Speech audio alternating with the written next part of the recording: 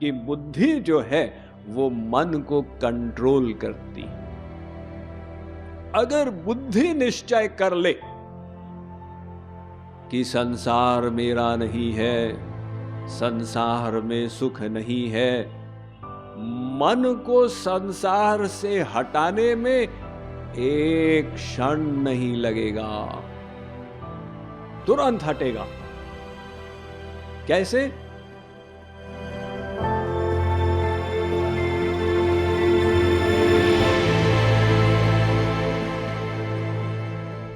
देखिए, एक दृष्टांत से समझिए। मान लो एक आदमी 4 दिन से भूखा है। 4 दिन के बाद आप उसके लिए एक चांदी की थाली पर 56 व्यंजन सजा कर लाएं और कहें भैया आप तुम भूखे लो, खा लो। उसने देखा अब मन व्याकुल है ना, पीड़ित है भूख के कारण, तो आंखों से देखा और मन में लालसा हुई। मन ने बुद्धि से पूछा, सामने गरम गरम गुलाब जामुन है, बड़ी पीड़ा हो रही है, तड़प रहे हैं भूख के कारण, खा लें? बुद्धि देवी ने तुरंत निर्णय दिया, बिल्कुल तुरंत खाओ। बुद्धि ने आज्ञा दी मन को, मन ने आज्ञा दी हाथ को, और उस व्यक्ति ने गुलाब जामुन को उठाया, उसे मुख के निकट ला रहा है, मुख से लार गिरने लग गई है। इंद्रिय के संपर्क में विषय आ रहा है। आप उस मुद्रा में उसका वैराग्य कराना चाहते हैं, एक क्षण नहीं लगेगा। कैसे? चिल्लाओ, अरे भैया क्या कर रहे हो, मरना चाहते हो? मरने का नाम सुन के वो रुक गया। क्यों, क्या हो गया? अरे तुमको पता नहीं उसके अंदर विष मिली हुई है, विष। उसने तुरंत, बुद्धि ने डिसीजन लिया, ये तुम्हारे लिए हानिकारक है, मरोगे। बुद्धि ने जब डिसीजन लिया, उसने मन को आज्ञा दी फेंको, मन ने हाथ को आज्ञा दी फेंको, और हाथ ने वो गुलाब जामुन उठाकर फेंक डाला। देखिए, ये 4 दिन से भूखा था और कैसे वैराग्य हो गए। आप उसके वैराग्य को चेक करेंगे, उसको 1 लाख ऑफर करें, ऐसे करो हम तुमको 1 लाख देंगे, तुम खा लो। वो कहेगा जब मैं मर जाऊंगा तो 1 लाख क्या क्या करूंगा, मुझे नहीं चाहिए। अच्छा एक बात बताओ, तुमने किसी को उसमें विष डालते हुए देखा है? जी नहीं साहब, मैंने तो कभी नहीं देखा। तो वो मेरा दोस्त कह रहा है। तुम्हारा दोस्त क्या सत्यवादी हरिश्चंद्र का अवतार है? नहीं नहीं, वो तो दिन में 5-6 झूठ बोल ही देता।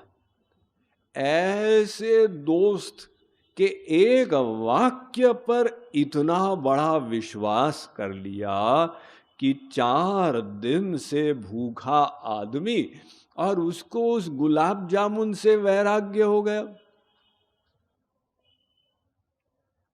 उससे पूछो तुमने कभी जीवन में विष देखा है? अजी नहीं साहब, मैंने तो विष को कभी देखा ही नहीं। तो 90% लोगों ने कभी पॉइजन नहीं देखी होगी। केमिस्ट लोग जानते हैं लेबोरेटरी में होती है, बाकी को क्या लेना देना पॉइजन से। तो देखिए, बिना देखे वो वैराग्य इतना तीव्र हो गया, जहां खाने जा रहा था उसने उठाकर फेंक दिया। ऐसा क्यों हुआ? ये सब बुद्धि के निश्चय से हो गया। अर्थात मनुष्य की बुद्धि में इतनी पावर है, अगर वो डिसाइड कर ले, दृढ़ निश्चय, मन की हिम्मत नहीं कि वो विद्रोह करे। आप लोग सोचते मन कंट्रोल में नहीं, जाके पूछते हैं स्वामी जी से, स्वामी जी मन कंट्रोल में नहीं है, क्या करें? हम नहीं मानते कि मन कंट्रोल में नहीं है। अगर कंट्रोल में नहीं होता तो 12 घंटे ऑफिस में कैसे काम करते? एक बच्चे का भी कंट्रोल में होता है। माँ बाप कहते हैं स्वामी जी ये बच्चा पढ़ता नहीं है, इसको कुछ समझाओ। अरे भाई आपका बच्चा है, आप समझाओ। नहीं नहीं, उसका मन कंट्रोल में नहीं आता। आप बेटा क्यों नहीं पढ़ते हो? अंकल मन नहीं लगता।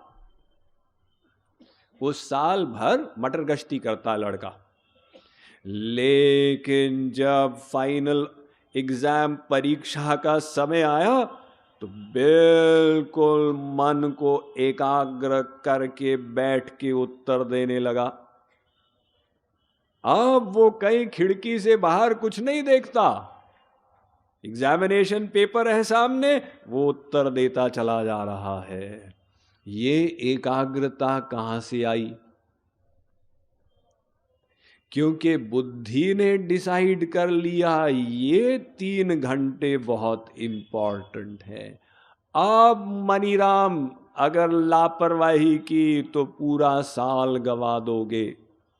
जब बुद्धि का डिसीजन हो गया, वो चंचल विद्यार्थी ने अपने उद्दंड मन को कंट्रोल में कर लिया 3 घंटे, और पूरी शक्ति योग्यता के साथ उत्तर लिखता चला गया। ऐसी एकाग्रता यदि वो साल भर प्रदर्शित करता, वो तो पूरे बोर्ड में टॉप कर जाता। लेकिन साल भर बुद्धि का निश्चय नहीं हो पाया। माँ बाप समझाते रहे, स्वामी जी समझाते रहे, उसके बुद्धि ने कहा वो तो ठीक है, उनके लिए इम्पोर्टेंट है, मेरे लिए इम्पोर्टेंट नहीं। अब जब बुद्धि का ही डिसीजन था कि ये पढ़ाई इम्पोर्टेंट नहीं है, तो मन कहां से लगेगा? तो ये बुद्धि जो है इतनी इम्पोर्टेंट है, जिसकी बुद्धि व्यवसायात्मिक हो जाती है, अर्थात एक देशीय, बस उसके अंदर ये दृढ़ निश्चय हो जाता है, जिसके द्वारा वो तीर के समान अपने लक्ष्य की ओर बढ़ता।